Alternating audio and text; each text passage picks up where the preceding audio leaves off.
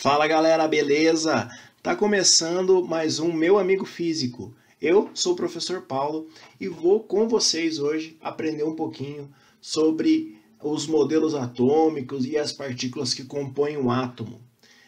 Não esquecendo, né, que nós estamos na terceira série, essa é a aula de número 2 e nosso assunto hoje são os modelos atômicos e a carga elétrica.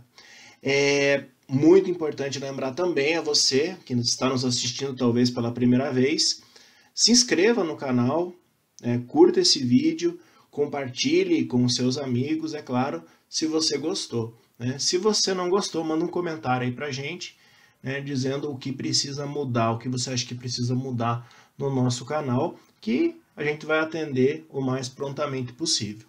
Bom, mas vamos à nossa pergunta de hoje, a pergunta que gira a nossa aula de hoje, que é a seguinte: quais as partículas que existem dentro do átomo? Então, pensando no átomo, assim, um modelo mais atual, quem sabe, quais são as partículas que tem dentro do átomo? O que tem lá dentro? São partículas com carga positiva, com carga negativa?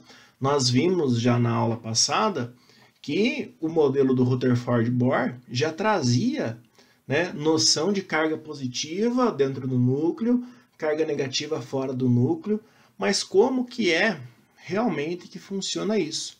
É claro, então, que a gente precisa retomar, precisa lembrar como que é os modelos atômicos. Né? Então, a gente precisa falar do modelo mais atual de modelo atômico, que é o modelo atômico quântico.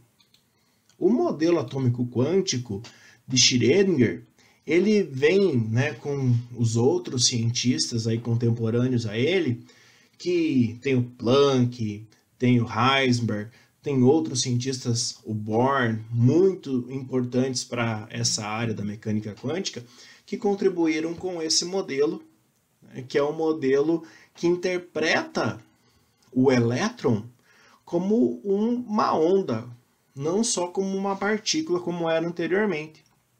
Então, para definir onde está o elétron, eu preciso analisar uma equação de onda, veja só. Ao invés de analisar uma partícula, ao invés de analisar o movimento de uma partícula, eu preciso analisar uma equação de onda. É isso que Schrödinger propõe na teoria dele. Olhando essa imagem aqui,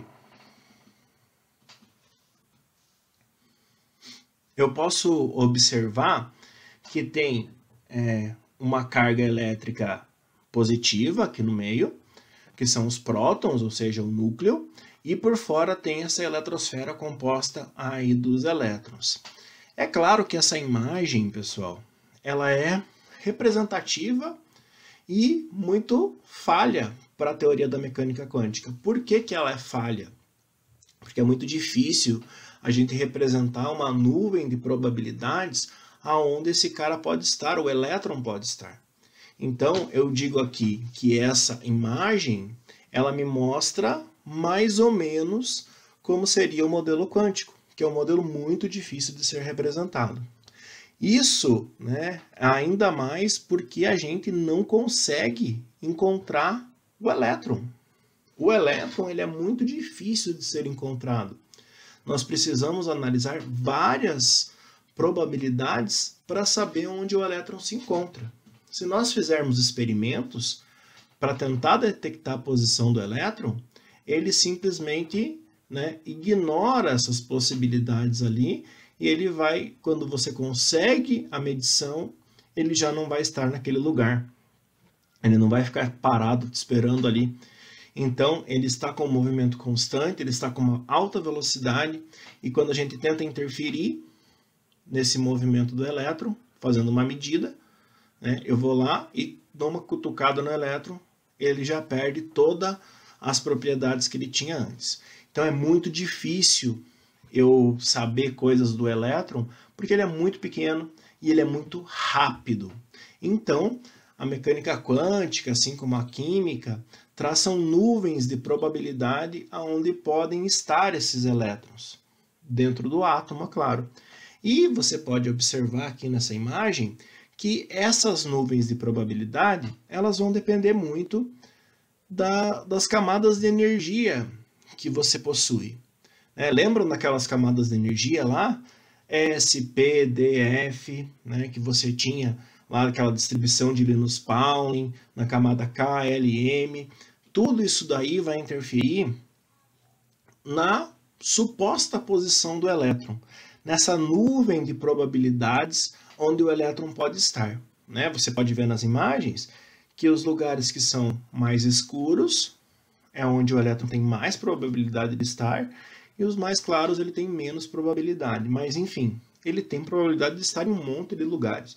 Não é exatamente aquela linha de energia que a gente vê no modelo atômico de Rutherford-Bohr, que inclusive a gente vai explorar mais um pouquinho daqui a pouco. Mesmo porque, olha só, a gente precisa voltar a falar das partículas atômicas. Quem são essas partículas atômicas? Quem são elas? São os prótons, são os elétrons e são os nêutrons. Os prótons e os nêutrons, eles ficam lá dentro do núcleo atômico. Eles ficam presos lá, confinados dentro do núcleo. E os elétrons, eles ficam na eletrosfera. Isso acontece, devido à distribuição de massa dessas duas partículas aí. A gente já vai falar mais sobre isso. Eu preciso falar antes, olhando esse modelinho aqui, como eu falei, que lembra o modelo do Rutherford-Bohr, eu tenho uma carga positiva no centro, no núcleo, e uma carga negativa rodeando esse núcleo na tal da eletrosfera. A gente sabe hoje que os prótons que estão dentro do núcleo, eles têm carga positiva. E os elétrons que estão ali na eletrosfera, eles possuem carga negativa.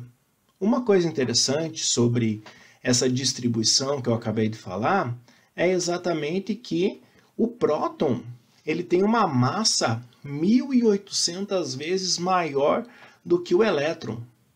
E também ele caracteriza o elemento químico. Como assim caracteriza? Por exemplo, se eu tenho o hélio, que está lá na tabela periódica na segunda posição, significa que ele tem 2 prótons. O hidrogênio, que é o primeiro, ele tem 1 próton só. O lítio vai ter 3 prótons. E assim por diante. Eu vou construindo a tabela periódica, eu vou caracterizando os elementos da tabela periódica pela quantidade de prótons que ele possui. E vou ordenando eles conforme essa quantidade. Então, se eu retiro ou coloco um próton dentro do núcleo atômico, eu estou mudando o elemento químico. E daí você pensa assim comigo, é possível fazer isso? É possível tirar ou colocar um próton dentro do átomo? Eu vou dizer para você que é possível. Ah, professor, então os alquimistas estavam certos lá que eles tentavam transformar outros materiais em ouro, porque se você tirar prótons ou colocar prótons dentro dos átomos, vai chegar uma hora que eu vou resultar em ouro. Será que é certo isso? Eu vou dizer que não daí. Por quê? Porque só vai acontecer essa retirada ou essa colocação dos prótons se o elemento tiver uma predisposição para isso. Ou seja, se o elemento for um elemento radioativo. Então eu consigo, por exemplo, interagir com o césio, com o urânio, mas eu não consigo interagir com um átomo de prata, por exemplo, com um átomo de ferro, tirando ou colocando elétrons dele. Então, isso é muito importante. O que vai gerar movimento de carga elétrica, sabendo que as duas partículas aí têm carga elétrica, são os elétrons. Os elétrons que vão ter essa capacidade de sair de um lugar e chegar no outro. Como eles ficam na eletrosfera, vagando ali na eletrosfera, dependendo de uma força que os atrai para o núcleo, se eles estiverem muito distantes do núcleo, eles vão ter uma força fraca. E por essa força ser fraca, eles podem facilmente ser retirados de um átomo e colocados em outro átomo. Assim que vai funcionar, por exemplo, uma corrente elétrica. Os elétrons eles vão sair de um átomo e vão passando para outros átomos. Não necessariamente o mesmo elétron que sai do primeiro vai chegar no último átomo, mas essa passagem de elétrons numa corrente elétrica, ela é real, ela existe. Então, pensa só, quem faz movimento da corrente elétrica, quem movimenta a carga elétrica são os elétrons, porque os prótons estão presos dentro do núcleo atômico.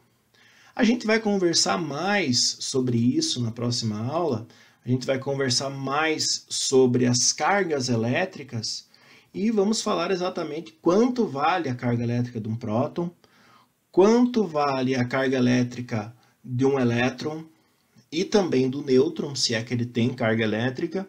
A gente vai falar tudo isso na próxima aula. Vamos mostrar valores, né, e vamos também tentar começar a ver como eu posso deixar um corpo carregado ou descarregar um corpo. Então, eu vejo vocês na semana que vem. Um abração e até a próxima.